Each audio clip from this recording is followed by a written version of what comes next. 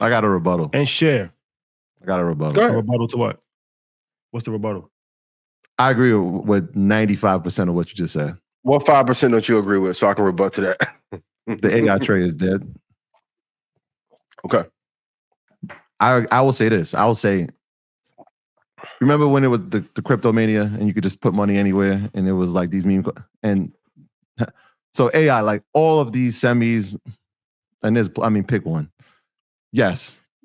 The days where you pick one and you're going to see appreciation in that because it's tied to something that might be tied to something that's tied to NVIDIA, I think that's over. I watched making the same point. I watched Broadcom report last week. Yeah. That trade isn't dead. The obviously what's happening in the pullback and correction inside the NASDAQ, yes, that has hurt it. But all signs point there.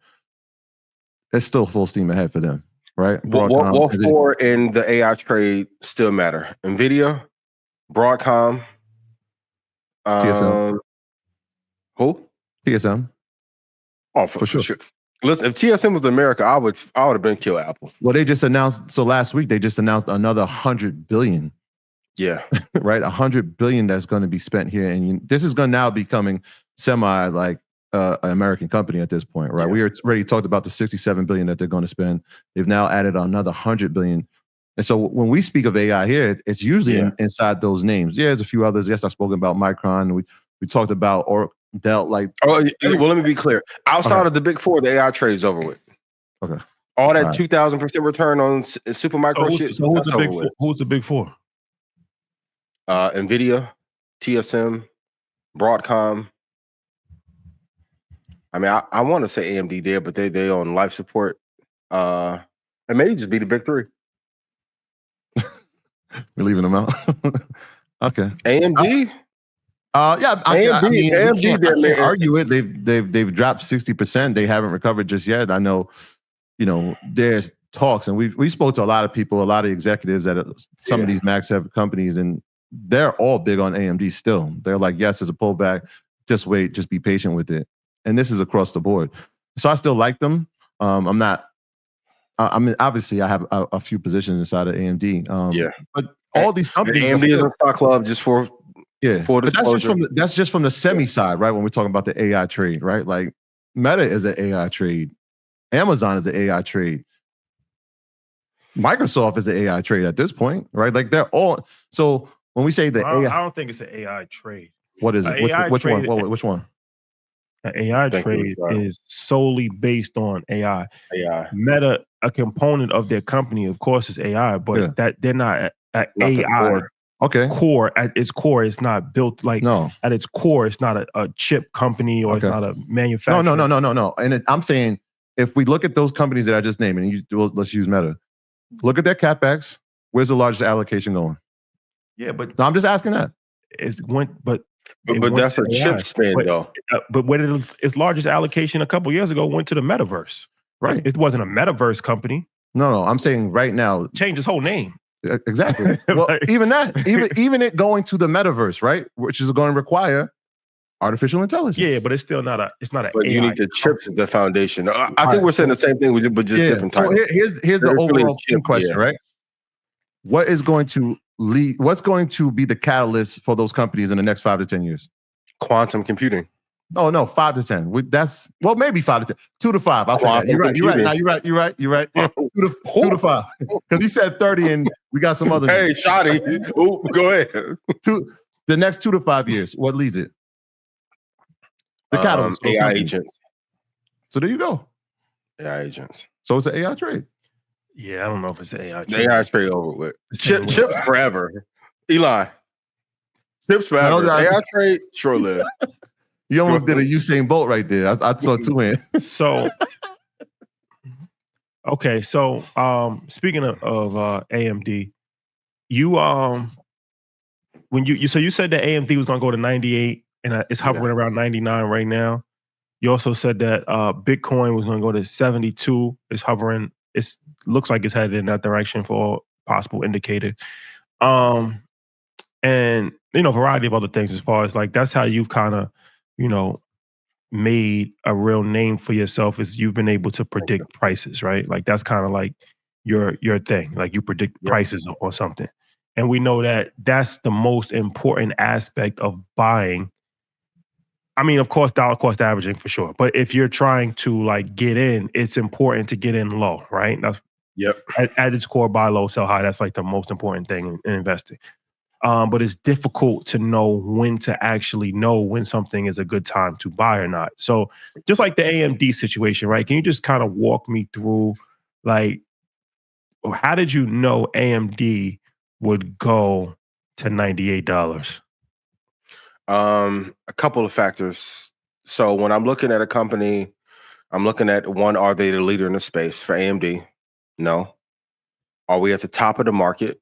So we were getting to the top of the market there. But then the EMAs that I talk about, an important lesson, I want you guys to know that any EMA that is out of the box factory is not a great setting for great returns. So 72-day moving average, 420 EMA is good for very deep buys. 22 period moving average if you want a faster EMA helps a hell of a lot. And then I've talked about it before, but Fibonacci retracements, which is a mathematical calculation for the core levels that we are going to get to. So for all my traders, use trading as a way to get better entry on your long-term investments. And for my long-term investors, use your long lens in the market to be able to know where a market can go. So if we look before historically, when AMD got to a high of 119.82, from there, it fell. This was in, what year is this? 2021. It fell to $65. So before the 2022 crash, AMD, because it's not the strongest company in that sector, fell apart. It's a good tip. Like, the fifth best company is usually going to be like the canary in a coal mine to tell you where the market is going to go. So once we broke above there and we got to 179, it was the same double top of before. I think it got to 181 after that a couple months later, and then it fell apart. Like, when I say don't buy at the highs, whenever a company that is okay, when it starts to get at a high, I start to get fearful and see how much will they pull back. So I'll set an alert, 10% from the high, then 15%. When they started to bleed from those highs, I'm like, they're going to crash. Because if we're at the top of the market, Bitcoin is at the top of the market, will the fifth or sixth best company in that sector do better or worse? They're going to do worse. And also, as NVIDIA began to come down, it was inevitable that AMD was going to come down as well. So combination of technical analysis, fundamentals, and just being in the market so long, like, things have a rhythm. Like take Aaron Rodgers. I don't care what team Aaron Rodgers goes to. He may play well for 3 or 4 games, but historically, at some point, Aaron Rodgers is going to have a bad attitude. He's going to pop an ACL, MCL, something, right? He's not going to perform at the same level that a Tom Brady would. NVIDIA's Tom Brady. AMD, Aaron Rodgers. Good, have potential. Garbage right now, should retire. So a combination of technical and fundamental. Shout out to Aaron Rodgers, too. Shout out to Aaron Rodgers. And no way to treat a 4-time MVP. But that was, I appreciate that was great insight. And because, like, it's one of these things where everybody says buy the dip, which that's a very vague statement to make, because a dip can be 10%, a dip can be 60%. You could keep buying a dip all the way down to 90%. For sure. Yep. If you want some of these meme coin, you could buy the dip down to where there's no money left. It's actually delisted. So buy the dip, yes, but that's kind of a vague statement. Where do you buy? And like I said, that's something that, is vitally important as far as knowing where to buy. Not for everybody. Like I said, if you're just a casual investor and you just want to put money into the market every month, that's fine. 100% fine. But if you start to play with some real money and you really trying to figure this thing out and you got 50, 100, and you really trying to, you're trying to really hit a double or a triple, possibly a home run. Yeah. That 10, 15, 20% makes hundreds of thousands of dollars of difference long term as far as where you buy, right? And that's one of the things that you've cultivated with Stock Club is, like, to me, the core element of Stock Club is that you get prices on when to actually buy. Like if it All right. hits this price, right? It's three prices. I Right? hear. It's like, Yep. what's the price? It's the load the boat price. What's the Yep. prices? The swing trade price and then a quick entry. So my traders, you get a quick entry price, swing traders in between, and then load the boat. Is like where you should put a large majority of your capital if you're looking to buy.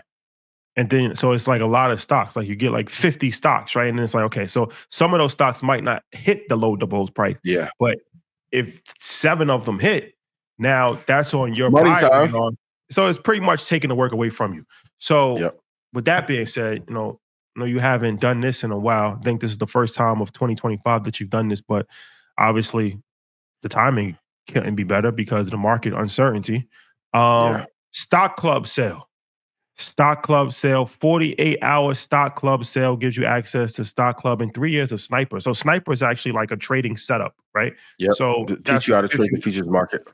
Yeah, it teaches how you trade the futures market, and then actually shows you like the EMA trades and the short, long targets. So Sniper is a setup to actually start trading, right? 3-year access to that. You get access to the stock club, 50% off, 48-hour stock club sale. Ian Dunlap has made a lot of people money. Can you give me one success story? I know that there's a million of them, but can you give me a success story from Stock Club? Man. A brother who started in 2020 started with 200,000. He's up $3.4 million now. There you have it. So that's a success story for you. Not a bad return. And this is a great part. I don't charge any fees on the back end. Like if you took this to a portfolio manager to get these same results, you're going to pay probably 3 and 30. Yeah, for these kind of returns. Yeah, for sure, and at least 1% of your portfolio. So that's another thing too. Minimum. Like at the least, most asset managers charge 1% of your portfolio. So if you have a lot of money in your portfolio, and that's 1% annually, by the way. Yes. So that adds up over the course of time. So okay, go to ianinvest.com. ianinvest.com if you're interested in taking advantage of the sale. Yes, it will be for 48 hours, Stock Club and Sniper, and you will be able to get all of the entries exactly where to know. So you'll know, okay, the next time a similar situation happens with the AMDs of the world or the Bitcoins of the world or whatever, Microsoft, Apple, NVIDIA.